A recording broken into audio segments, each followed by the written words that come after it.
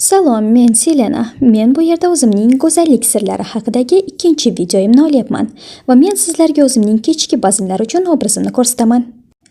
Men shamlarni juda yaxshi ko'raman. Ular shunchaki juda bilmadim, romantik ko'rinishli, bilasizmi? Ular kayfiyatni ko'taradi. Mening sevimli fermoyim pacholi yog'i. Mukammal darajada tinchlantiradi.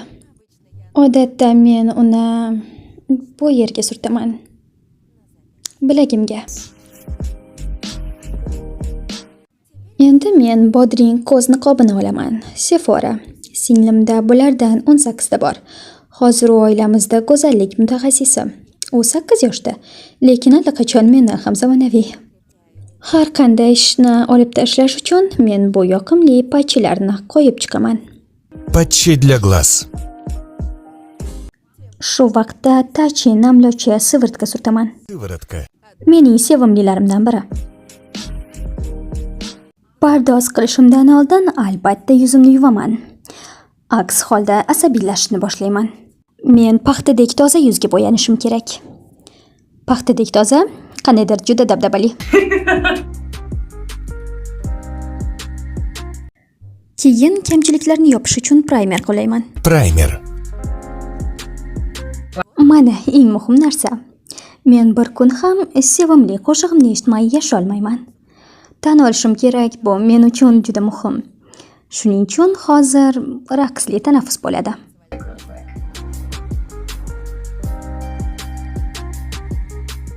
O'ylaymanki, mening muntazam ravishda go'zalligimning asosiy qismi bu mashg'ulotlar.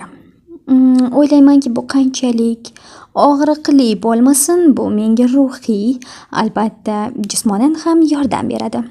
Lekin boshimdagi chalkashliklarni ham tartibga soladi. Shuning uchun bu mening go'zallik tartibimning bir qismidir. Shunday bo'lishi ham kerak. Endi tonalni kremga o'taman. Bundan qancha kam bo'lsa, shuncha yaxshi.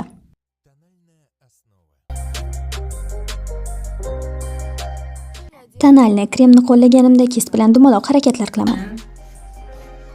Bilmadim nima uchun, lekin terini tinchlantiradi. Har bir burchakka kirib borishga yordam beradi. Har bir burchakka.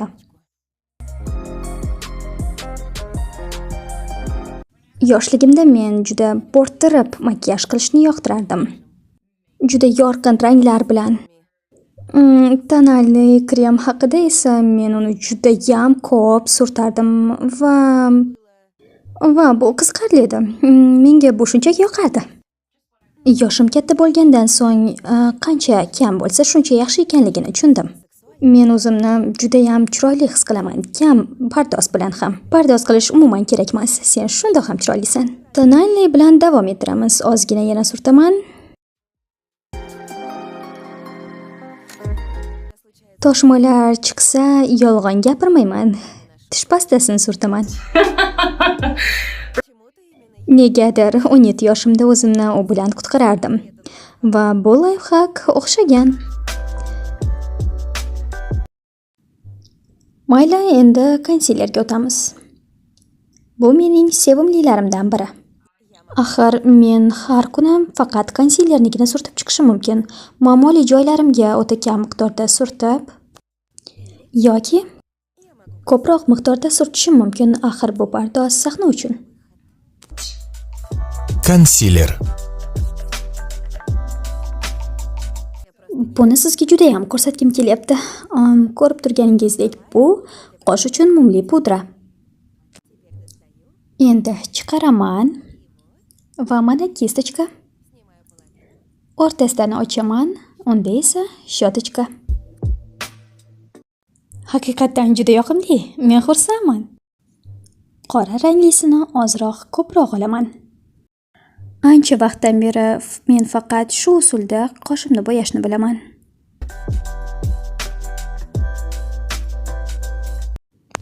Endi suyuq tenga o'tamiz. Bu mening eng sevimli ranglarimdan. Mening fikrimcha mal va ko'z rangimga to'g'ri keladi. Meni ko'zim jigarrang, shunda ular kattaroq ko'rinadi. Har kunlik boradigan joyim studio, yana biror joy bo'lsa, odatda ozgina konsiler va ozgina rumyani surtaman. Lekin sahna va chiqishlar uchun men yangi narsa sinab ko'rishim mumkin. Podvodka ishlatib ko'rish, yorqin ranglar, blesklar va bu juda qiziqarli. Sahnaga chiqib yorqin bo'lish. Keyin o'zimni matовый, suyuq, idealniy podvodkamni olaman. Bu juda muhim masala men uchun. Strelka chizishni o'rganish. Hozir men yomon chizmayman, lekin ba'zida to'satdan hech narsa o'xshamaydi. Biroz katta bo'lganimdan keyin men kashachchi ko'zlarni yoqtirib qoldim. Menga strelka bilan ko'zimning shakli yoqadi. Agar baland soch turmagini qo'shsa, nigoh ko'z shakli juda chiroyli ko'rinadi. Ko'z pardozi albatta tushsiz to'liq bo'lmaydi. Biz tush ustida juda ko'p ishladik. Biz hamma turdagi kipriklarni o'yladik. Tikka, to'g'ri kipriklar, qayrilgan, juda siyrak. Men kipriklarimni bo'yab bo'ldim. Endi qayirib olaman. Tush bilan birga qayirtirib olish yomon odat. Lekin men hali tush qurimasdan qayriltirishni yoqtiraman. Malina rangli rumyani. Bir marta men savdo markaziga aylanishga chiqdim. Menda maska bor edi. Sefaroga kirdim, Sefaro yoqadi. Va ikkita qiz yonimdan o'tib ketishdi. Va bittasi, bilasanmi, Rare Beauty'ning podvodkasi shunaqa zo'r va cho'ntakbopki dedi. Va men, xudo, ha.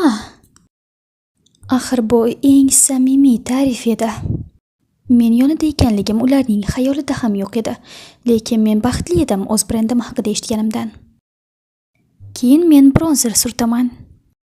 Lekin avval o'ziga o'zi cho'g' qazish haqida kulgili hikoya aytib beraman.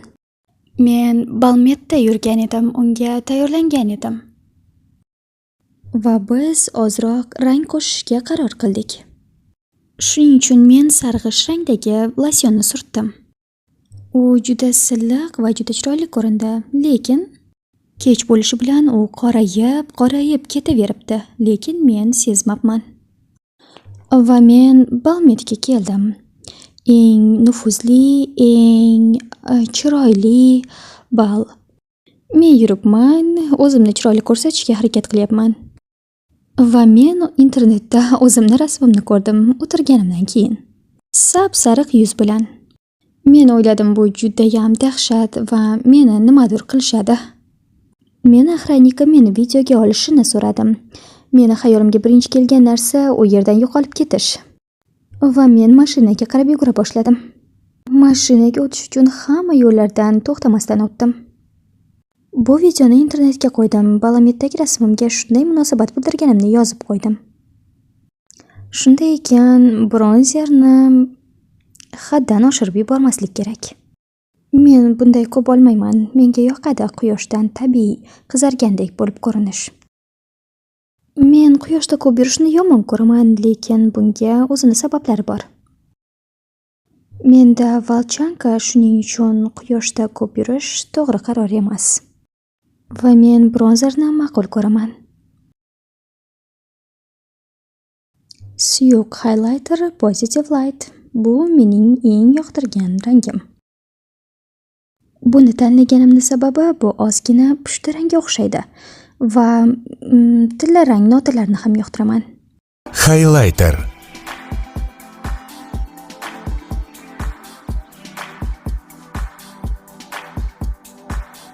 Men kliplarda suratga tushayotganimda men xohlagan turdagi ko'z makiyajini yarata olaman. Tikka ketgan, fotosessiyaga mo'ljallangan yoki o'ta bashang. Qizil yo'lakcha uchun esa men yoqimli, jozibali, jigarrang smokini tanlayman. Kechqurun biror joyga bormoqchi bo'lsam, men strelka chizaman. Ozgina rang ham qo'shaman. Vaziyatga bog'liq va bularning barchasi juda qiziqarli.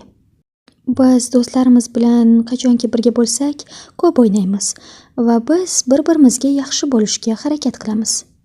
Bu eng asosiysi. Eng muhimi o'zingiz bilan qolganingizda komfort bo'lsa. Men konsilerni yana surtib chiqaman, kamchiliklarni yanada yaxshiroq yashirish uchun.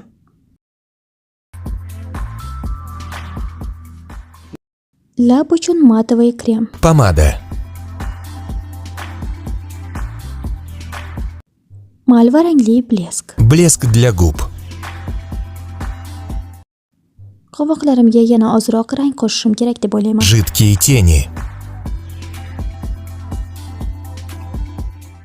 Yaqinda men sariq rangga sochlarimni bo'yadim va bu juda ajoyib edi. O'ylashimcha sariq sochda jasoratliroq bo'lib qoldim.